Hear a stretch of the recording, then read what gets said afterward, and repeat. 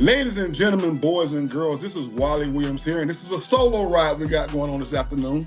Solo ride. So when you hear me say solo, that means I'm on with somebody great, somebody special, and taking the time out right now, taking the time, and I don't mind saying this. Okay, I was a fan. I saw him play, all those things like that.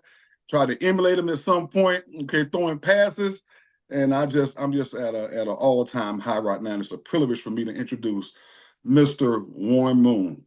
Warren, man, I appreciate you. Thank you for showing up and joining us today. Hey, Wally, I appreciate you having me on and look forward to the conversation, man. Awesome, awesome, awesome. So I'm gonna go back. I'm gonna be a little fan here for a moment. I'm just getting to my fan mode, and I know it started at Washington, and I know you can go way before that. But my memory hit Edmonton Eskimos. Okay, all right, Grey Cups, everything like that. But I saw that, Paul, because in my mind, I thought that was a successful career, a successful opportunity, all those things of that nature. But having that Grey Cup success and having all the success up there in the Canadian League, there was something else really fueling behind you that you really wanted to accomplish and that you wanted to be a part of. So talk about that and then talk about where you were really trying to go when you played in the CFL. Well, when I first went up there, it was kind of a bittersweet thing because it was an opportunity for me. They were giving me that the NFL and the United States wasn't giving me. And so I looked at it as a positive that way. But then I'm going up to another country where I know no one. I don't know anybody on the team. I have no relationships up there. I'm going to a league where I don't have a lot of familiarity with what the league is all about. I know some of the quarterbacks that had gone up there and had success, like Condridge Holloway and Jimmy Jones and people like that. But really didn't know a whole lot about it. Then all of a sudden you got to learn a whole new game because their rules are different. The field's longer, the field's wider. There's 12 guys instead of 11. There's 3 downs instead of 4. All these different things that you had to learn in order to be successful up there. So there was a lot of questions when I went up there. But again, the opportunity was what I was looking for because I wasn't getting it in the NFL. And that's all I really wanted from anybody was a chance to show what I could do at quarterback. And if I wasn't good enough, I'd kindly take my bags and I'd walk away and do something different. But they gave me that chance. I went up there. I made the most of it. And like you said, I had a lot of success up there. Very early, we won a bunch of championships. I won some MVPs and all that. But in the back of my mind, I'm watching games on Sundays after our season is over in December. I'm watching all these games in the playoffs, and I'm like, man, I could be doing what these guys are doing. They're not better than me, And it was just something that was itching at me. And as a kid growing up, I had dreams of playing in the NFL like most other kids that want to play football. And when those dreams became goals, when I got to high school and college, I wanted to be able to accomplish those goals, but I wasn't getting a chance to do it. So yeah, that was something that was biting at me the whole time that I was up there. But I still was going to go out and play the best I could play and do the best I could while I was there because in a way, I was happy because I wasn't dealing with anything else but football. Mm-hmm. Mm-hmm. When I was in college, I had to deal with a lot of racism with our home crowd. I was the first Black quarterback to ever play at the University of Washington, and we didn't get off to a great start.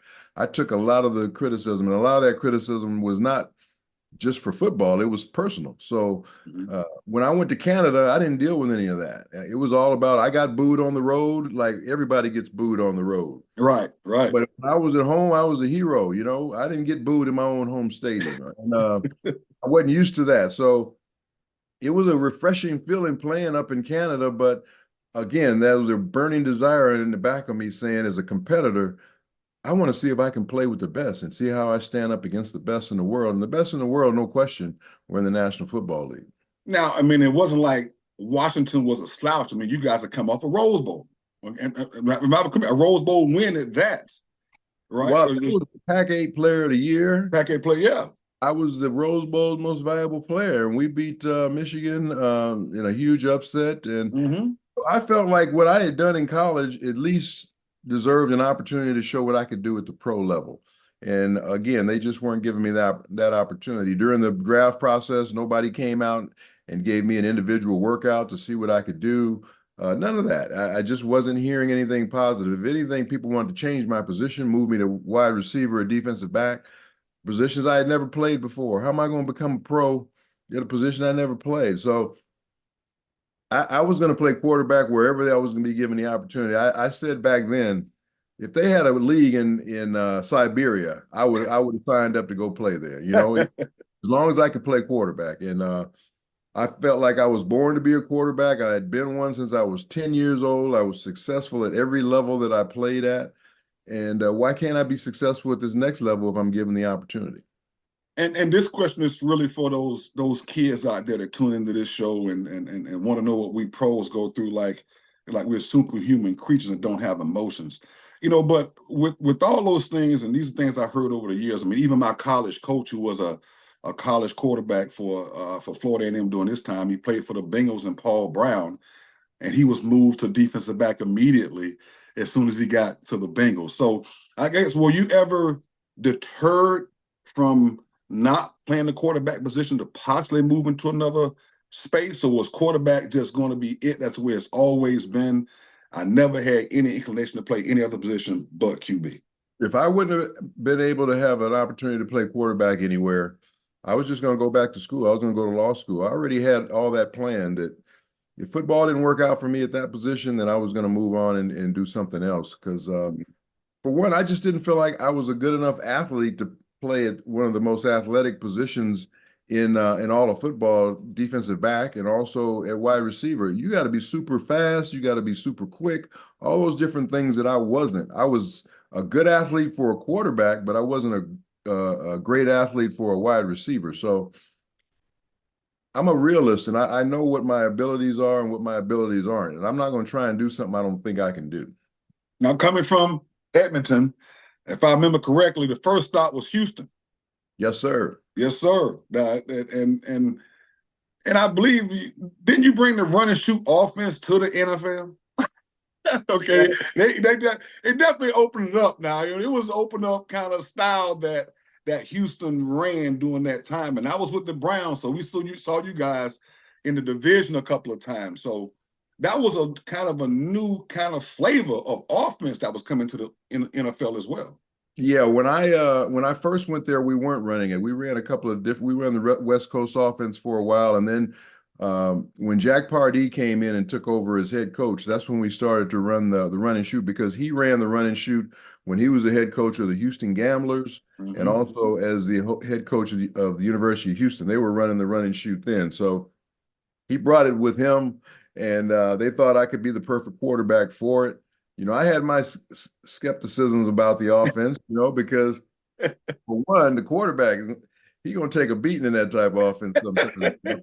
All we're doing is throwing the ball. And we don't have a tight end in the offense, so that makes those corners very, those corners outside the tackles very short to get to the quarterback, right? So those defensive ends were probably licking their chops when they played against it. So a lot of onus was put on my offensive line to make sure I got protected, and then a lot of it was put on me to make sure that I got the ball out of my hands quickly to find open receivers. Otherwise, if you hold that ball too long, you're gonna take a lot of shots. So I made sure I went back into the weight room and buffed up and got my physical body ready to play this type of offense. And in tune, that made me more mentally tough too, that I could take a little bit more punishment than normal.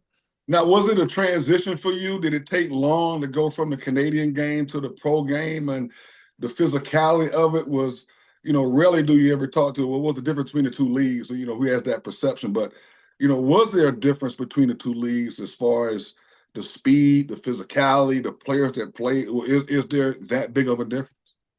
It wasn't a huge difference, but, the difference was the style of play. So the style of play and the way the game is played in Canada asks for a different type of player, especially on the defensive side of the ball. So because you had all that field to cover, you wanted your defensive linemen to be a lot faster and a lot quicker to run side to side with all that field they had to cover.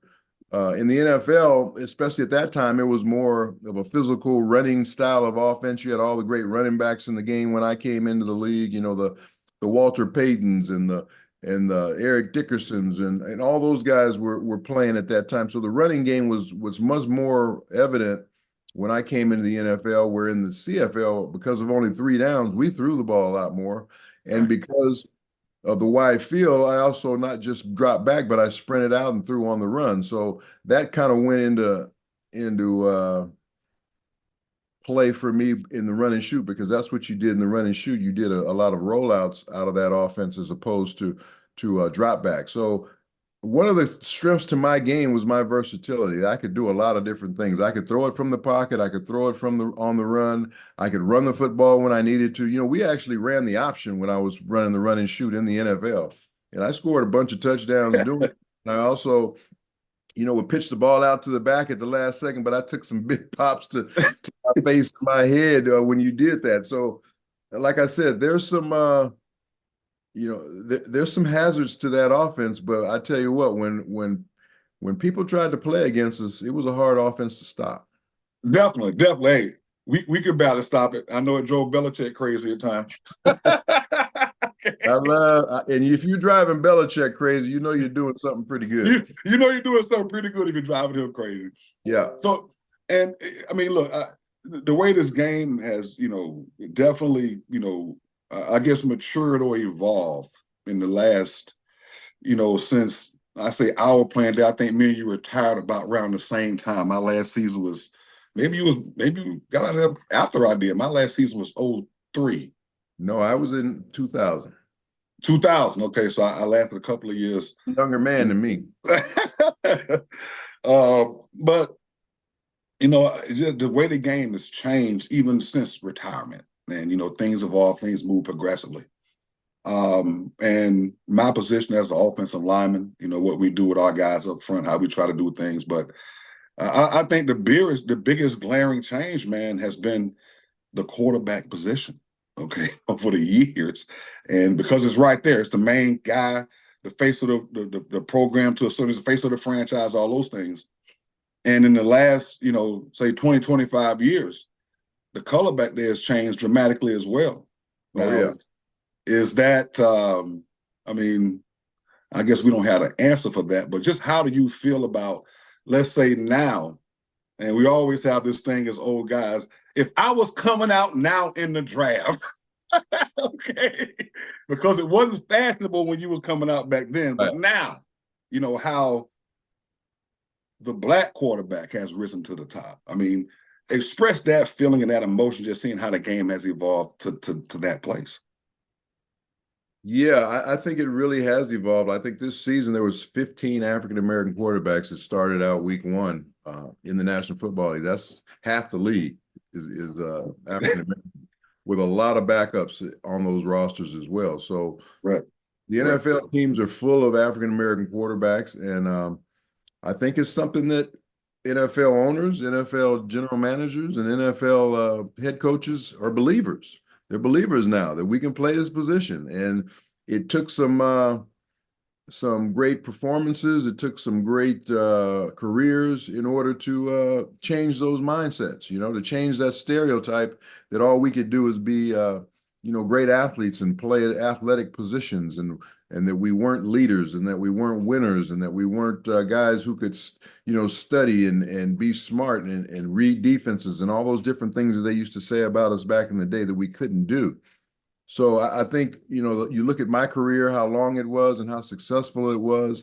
You look at Doug Williams winning a Super Bowl in 1988 and being the MVP and dominating the way he did in that game. You look at Randall Cunningham, the way he played during his time, and he showed, what a mobile quarterback can be in this league, and how much pressure it can put on a defense. And then Michael Vick comes in right after that, and he adds even more to that. So now all of a sudden these teams are seeing, wow, these guys can really play this position. They can lead, they can win championships, they can have long, successful careers, all the different things that we thought they couldn't do, they can do. And now all of a sudden the focus started to be, okay, let's take a longer, closer look at these young guys in college and give them more of an opportunity. And that's all I was ever asking for myself. And that's all I wanted to do for the next generation of guys, was get them more opportunities, because I knew there was a lot more talented quarterbacks out there that weren't getting a chance to play. They were having to being asked to change positions. And that doesn't mean it stopped all along. There's still guys that are going to be asked to go different places, but more guys are still being given the chance to be quarterbacks now, and you see what the results have been. You got Patrick Mahomes, who's maybe going to win his third Super Bowl in a row. You got Right. Russell Wilson, who went to 2 Super Bowls. You've got, I mean, just all these guys who are dominating the game today. Whether it's Dak Prescott and the way he's playing, he's the highest paid player in the league. I mean, you got Deshaun Watson out there. You got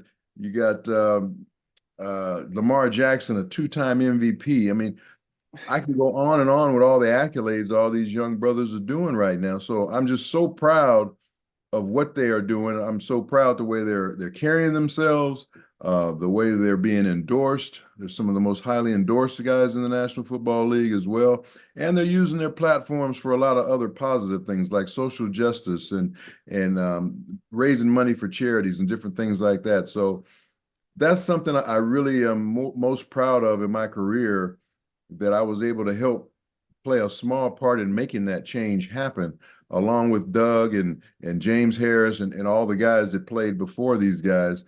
We talk about that all the time because I'm still good friends with all those guys, and we just love to see what's happening with this position now, and what these young guys are doing and what they're getting from it. And like I said, we're all proud of that.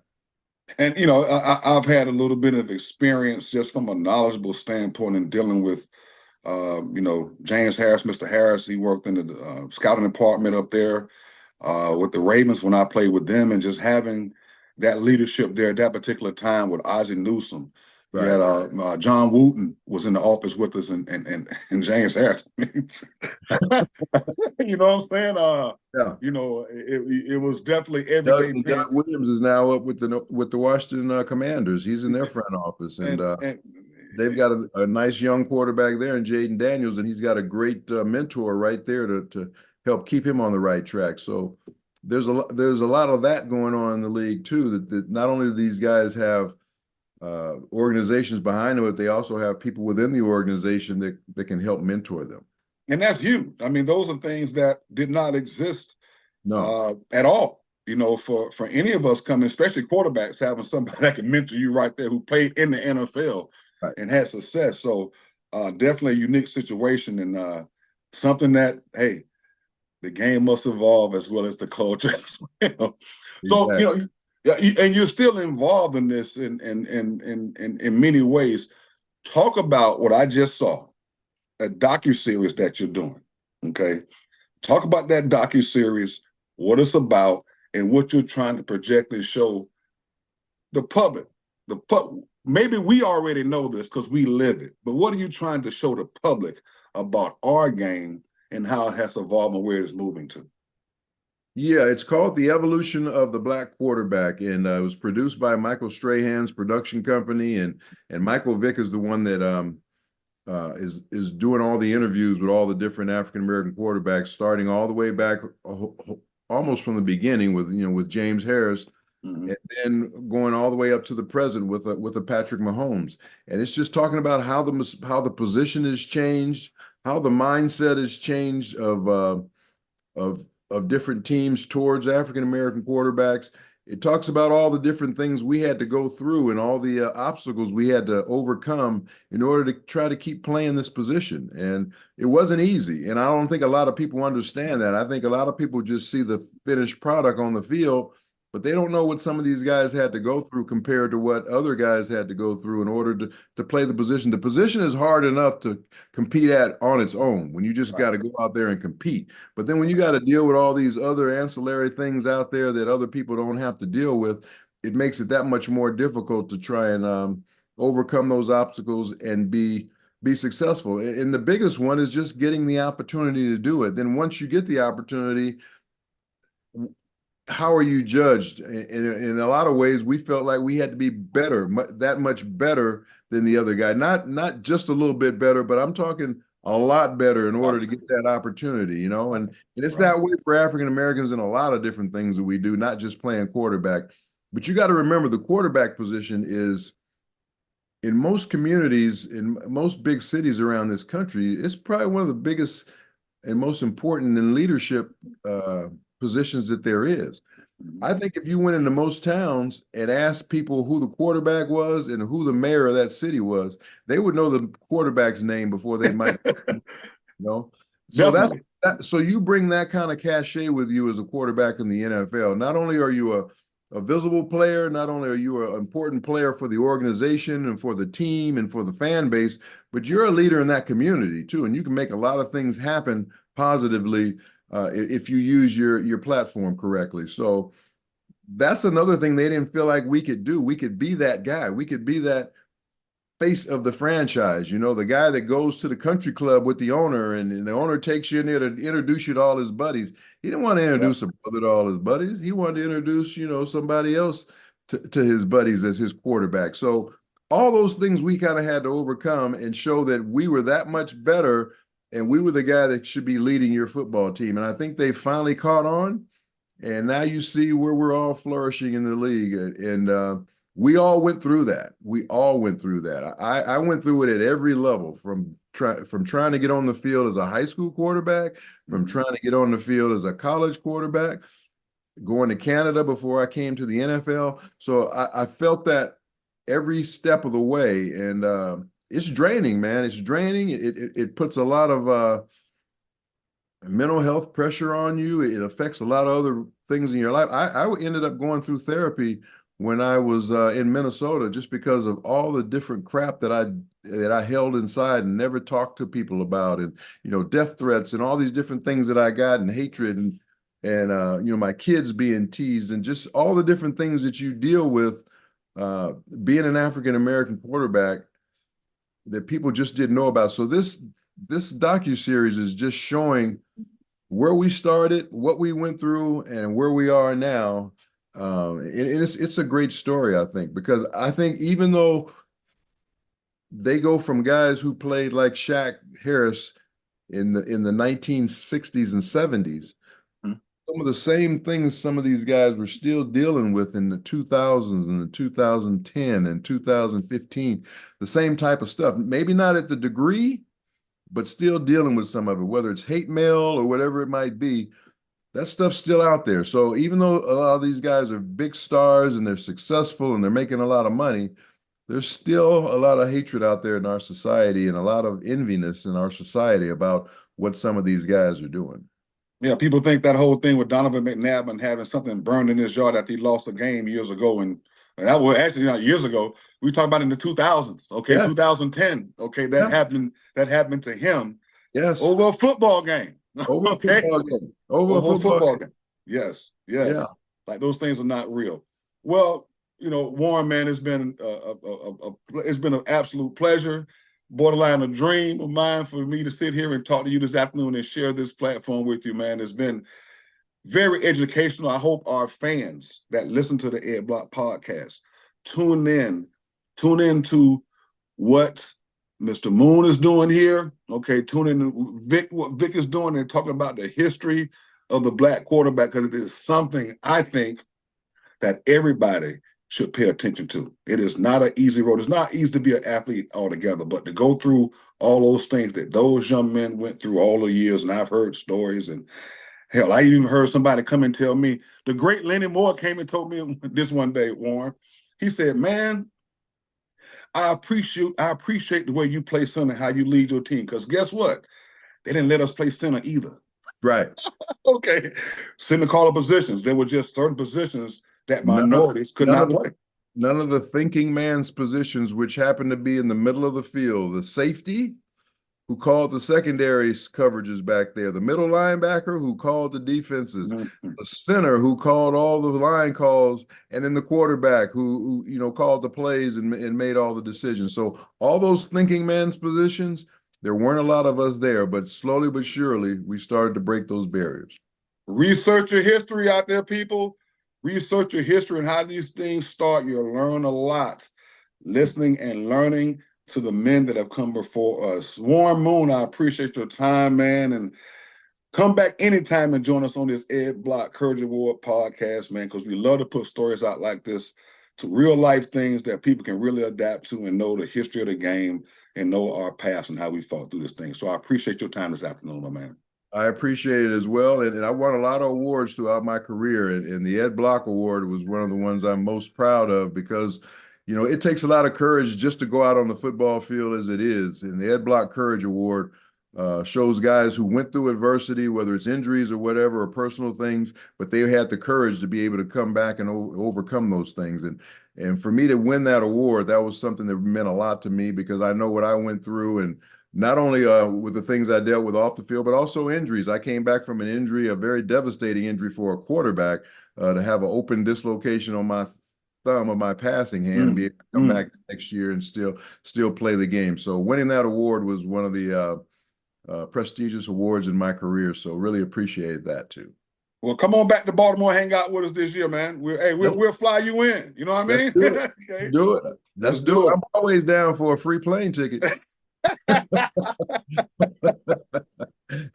Oh man, my man, I appreciate you, man. And as always, man, come back. You have an open door policy here with us at Ed Block. All right. Take care. Thanks a lot, Wally. All right.